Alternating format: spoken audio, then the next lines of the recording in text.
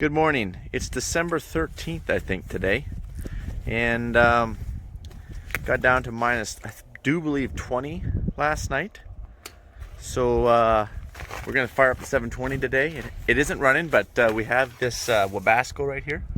Actually also made in Germany. See if I can zoom in on that. There you go.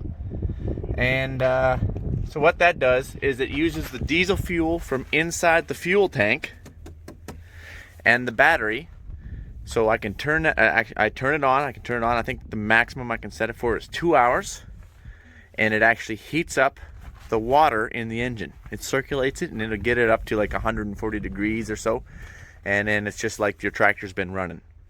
So that's what we're gonna do. If I can remember how to figure it out, this tractor hasn't run in a long time. There's no way in heck I'd even consider trying it, being it's not even plugged in, and it's not the best starter in the world anyways. So right here, it was up here, but then you know how things go, it falls down. Monday. Here we go. I hear it. It's got to get fired up here, I think. Back over here. See the 2 hours? Red means go, I think. We're going to see if this thing, it should really fire up.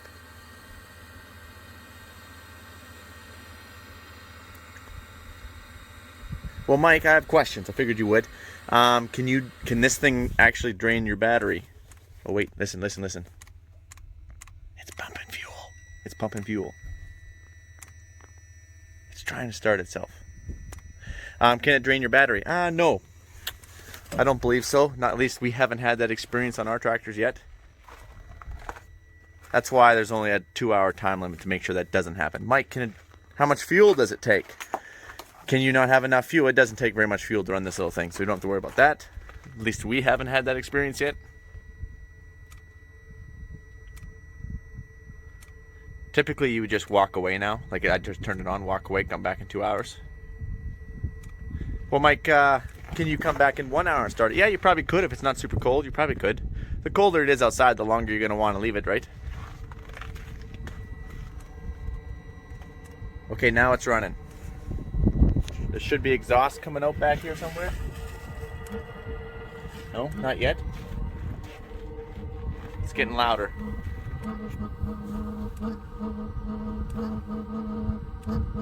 Only reason why we haven't walked away is because I'm trying to show you guys this. But you're right, it's too cold in my hands. Okay, I just walked away for a few minutes, went to warm up my hands and come back. It's running. This hose right here is obviously getting warm. You can see the frost is melting off it. It's almost warm to the touch. So it's circulating the water and it's going to heat it. The exhaust is this. That's actually quite hot, obviously, and it is plumbed out down underneath the tractor. And that is how we heat these things in Canada. Without, like, this is not a Fendt thing, okay? This is, you can put this, we have this on all of our semi trucks. You can put that pretty much on any diesel truck, or any diesel really, and they're awesome. Yeah. we can't rely on stuff that gets plugged in. These 720s are not the best starters in the world. Actually, nothing's a super good starter when it's winter up here. So, but with the Wabasco, it changes everything. So now we're waiting for that tractor to warm up. This is Jethro. This is our, it's not actually a Jay's moving truck. It was. I just haven't painted over it or anything.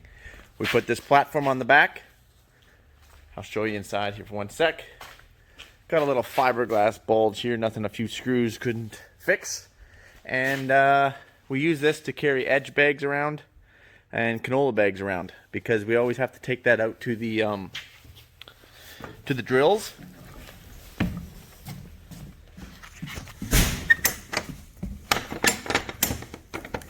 Okay, hold on. There we go. And then typically we'll have like an electric pallet jack in here. And that way we can just put all, like, typically we double stack the mini bulk bags. So we can have it stacked up to here. The only reason why we do that is so that way we can, we can have 5,000 acres worth of product in here, and we don't have to keep running back and forth to the farm. We have it out in the field. It's not climate controlled, no, and it doesn't need to be. It just needs to be out of the rain. So it works good. With your electric pallet jack, you're like, stops it right there. We put a little tubing right here to make sure you can't run it off the edge. Don't want to talk about that.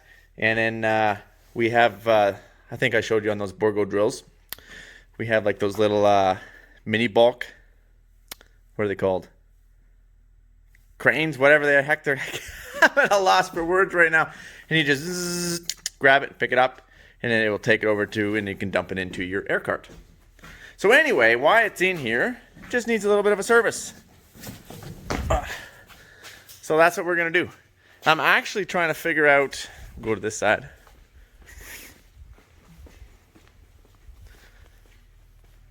I'm actually trying to figure out how to lift the cab. I've been reading the instructions, and that's actually a rare thing for Mike to do, but it's because Mike can't figure it out. But I'm going to get this, you guys. I know you just pop this down. They said to use a bit of a snipe on here, but that actually only does the latch. I'm sure there's lots of you guys who have popped these things up, but it might be a little seized up or something. Who knows? Who knows when the last time it was? Nosed over, I guess. So it tells me how to enter the cab. Like, look, it has 1, 2, 3, 4. It has a 4-step process to enter the cab. It also has a 4-step process to exit the cab. I'm not making this up. My manual isn't what it used to be. But let me show you. Let me tell you. I'll show you this here. One sec. So we have a 27-step process pretty much to get in and out of the machine. But to lift it, we have a 3. And all it says is increase leverage, slide lug wrench extension 1, right here, into the photo below, right here. Got it. Okay, but that's not the problem. And then it says push lever upward to unlock the cab. Cab should lift slightly. If the cab doesn't move, elevate it by hand. Okay, well, I've already done this many times. And, yeah, and I've lifted on this thing until I nearly put something out of place, and still nothing. Come on! Lever upward to... Okay, I've already done... Frankels, I'm struggling here, buddy. What? Okay. Do this, that unlocks it. You want to grab the... Oh! Wow. Wow. All right, then. Oh. Okay. Yeah, that's easy. So it's unlocked. Easily unlocked. That's not the problem. Okay, so you do that. And I'm going to lifty. Nothing. We need, there's a step we're missing. Somebody on the other end of this YouTube is laughing their butt off right now. They're like, guys, you haven't even unlocked it. Have we unlocked it, Frankles? I don't know. It can't be that difficult. Well, what if? What if, yeah. Like, what if? That's what I say all the time. And stop fast.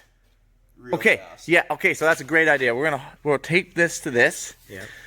We're gonna hit the road, Jack. You gotta come with me though for extra weight. Okay. Yep. Yeah. And then we're gonna lock on the brakes and it should go boop. Should. We'll put our seatbelts on for safety first. Steel toes. Oh man. Okay, so Frankles and I, we put our heads together and we nearly made one. So by doing that, we were able to think enough smoke up, and with the help of reading some directions, which is very difficult for us to do. Not the reading part, but just the listening to the directions part. We push up on this, releases the latches, and then it should tilt forward a little bit or give it a little bit of help by doing a little lifty. And then you pull down on it to release the hook. Because once this will hit the hook once you release the latches. Well, that's not happening. Well, Mike, why isn't that happening? Frankles, why isn't that happening? I don't think it's been done in 10 or 15 years. Whoever had this truck prior to me. Because it's a fairly new purchase around this camp. So And then, you know, we're probably going to want to eat lunch, you know, to really think this through. And then after lunch, you know, we've probably got to do some other odd jobs. And then maybe by late afternoon, we're probably going to want to have a Coke and think about this while we're drinking a Coke. And we'll try it again probably around Coke time, eh, Frankels? Probably something like that? Sure. Yeah, right around that Coke time. And then after that, if it doesn't go, we're just going to, we're going to send it. We're going to full send it. And we don't know what that's going to look like yet, so stay tuned. Took 4 people. It was unlocked the whole time. We just, this thing is just a ton. We needed about 4 people to lift on it. Huh. Woo! There's an engine here. That feels good. Feels good. I'm hungry. I'm hungry too. Worked up a bit of an appetite here. We ain't no quitters. I'm gonna Well, guys, we didn't even have to full send this. It's not even supper time, not even coffee time, not even lunchtime. Actually, that's not true. It's definitely past lunchtime, so I'm going to go for a quick bite. But we got it up. That's the important thing. We were noticing that Dave here, he's not doing so good. Well, Mike, why isn't he doing so good? Well, he's been snorting the pink stuff, you guys. Kids, don't do drugs. It will kill you. And as you can see all that mouse poop and stuff like that. We're going to have to be pretty careful with that just due to hantavirus is real and it kills. So carried by deer mice. So we're going to throw our masks on here. And we're going to do a little house cleaning. We're going to move Dave out. I don't think Dave's going to care if we move him out. Mostly because he's dead. It's Albert. But, oh, Albert. Sorry, Frankels. It's Dave to me, but Albert to Frankels. Frankels a little emotional about this because, you know, this has been his pet, Albert.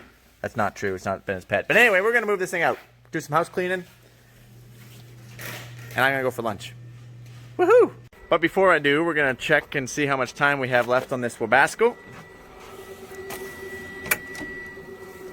Oh, sorry about that. Door hit my hand with the phone. Oh, this is nice and hot, you guys. Oh, yeah. So it's just circulating. That's all it is. In and out, in and out. We have 1 minute left. What are the odds? Okay, let's try start this thing. We have 1 minute. Yeah, we can start it. We don't have to shut it off. Power on. It's probably still going to use Go plugs. Never mind. What am I talking about?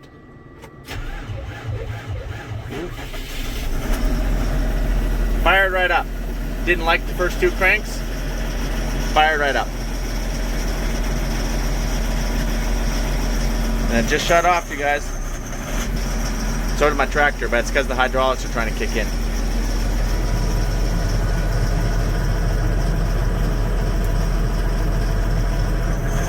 Ooh, it doesn't like that.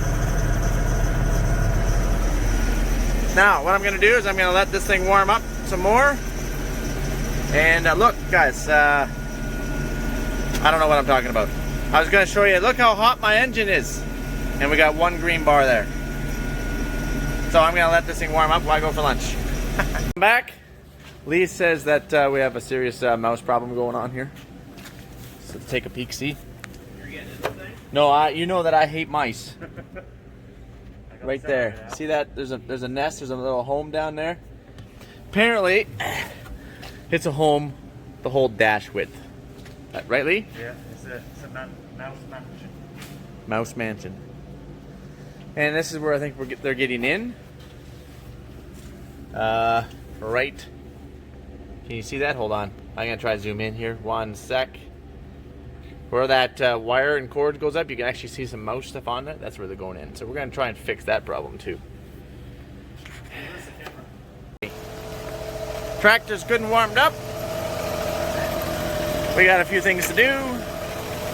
Let's get at it. As I'm driving down to the bins here, we have a DEF code. Our DEF fluid is about a little over half full. This is a common thing with all makes of manufactured equipment, you guys. So that means that we're going to have to get somebody down 100 miles to fix our DEF problem that's most likely froze up or broke. Why? Because DEF was never meant to run in the middle of winter.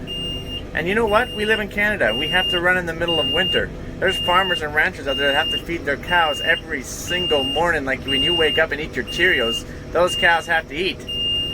And then this is what will happen. Their tractor will actually, eventually it will derate itself. Mike, what does it mean when it's going to derate itself?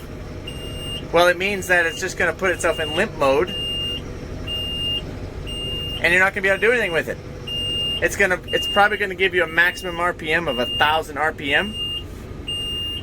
And you're going to do all like 3 miles an hour and you're going to have zero power. Zero. You can't even feed your cows. Why? All in the name of the environment here, you guys. Because look how much we're disturbing our environment here. Just started up the tractor and instant DEF code. Alright, fast track, we're back in the shop. Mike, were you not just pointing out a DEF code on the 720? Yes, I was. I kept driving and it went away, so hopefully it keeps going away and we'll come back because normally when they come up once, they always come back. So while I was doing some miscellaneous, had to do some fender adjustments.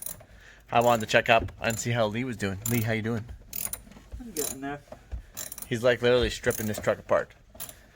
Jethro is gonna be a new man after this.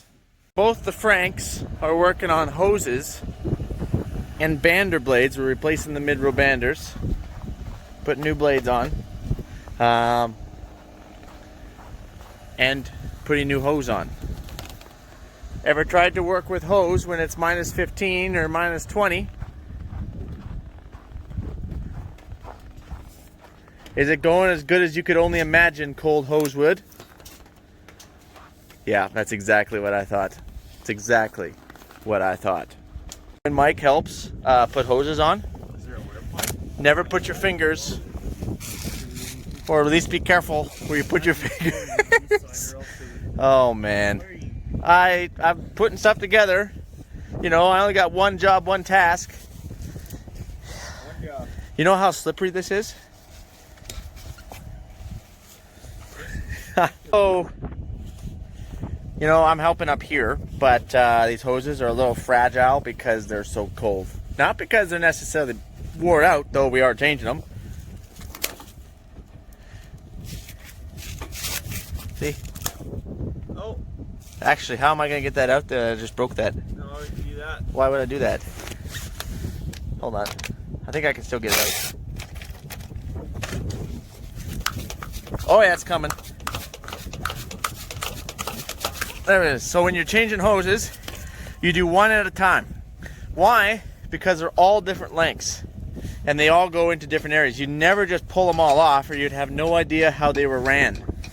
And if you run them wrong, they will get pinched, kinked, or they just will maybe go to the wrong boot. Right, Frankles? Yeah. Yes. It's cold out here. It's cold out. I'm gonna go park that 720. No, I will. No, I'll go. Oh. Okay, no, you can. No. No, you want me to? Yeah. Okay, I guess I will. No. No, you're going to? Yeah. No. Okay, no, you can. No. And then somebody else will. Somebody? Big Frank can. Yeah. No, Big Frank's coming out. So we got the new hose in the shop where it's warm and we're cutting it. Here, I can't feel my fingers. I cannot feel my fingers.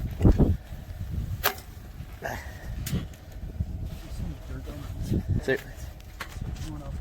these are just another day at the Mitchell farm. What is redonkulous coming down here? Oh, what's going on here? Well, I kind of foobarred it. You foobarred it. Yeah. Why would you foobar it, buddy? Oh. Yes. So is this hose hard to get back in there just due to, obviously this hose is getting awfully cold out right now as we speak? Logistics. Logistics. Have you ever broke a brand new one trying to get it in there because it's cold out? Not broken. Not broken it, just kinked it. Yeah. Oh, I see.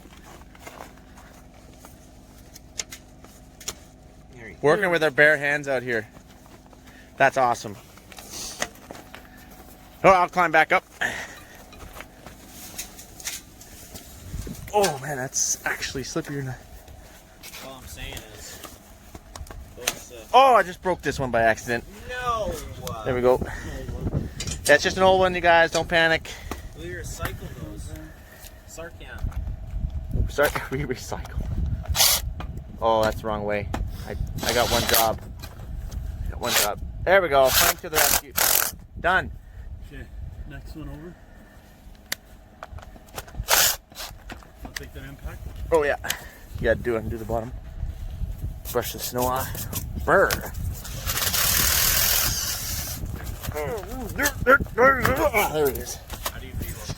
Cold. I think what we're gonna do here is, we get these bolts.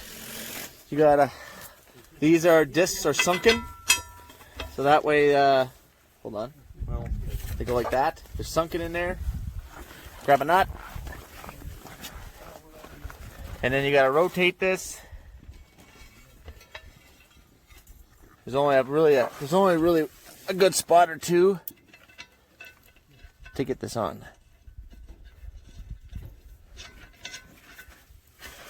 Four bolts holds one blade. Pretty much gotta do it with your bare hands. And but what we're gonna do, I think, is we're gonna take some rags.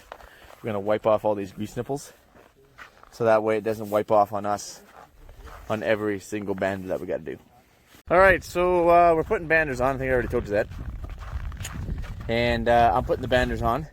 Frank's cleaning off the grease, Frankles. And they're not the funnest thing to put on. You pretty much have to sit on this mat, which is still cold because it's on ice. You have to hold it up, spin it, and you can put the nut on right there. So you do one at a time, give it a spin, put it on, put it on, put it on. But this is the scraper, and it's spring-loaded up here. So it actually kicks out. I'll show you. Here's one I haven't put on yet. So typically it kicks out unless it's rusted up. And sometimes you have to undo the spring, which this one you wouldn't because she's seized up solid. Put the hub on, put the blade on, on this hub. Zap, zap, zap, and that's how it goes. And the other guys are working on hoses. So I'm going to get to work on this.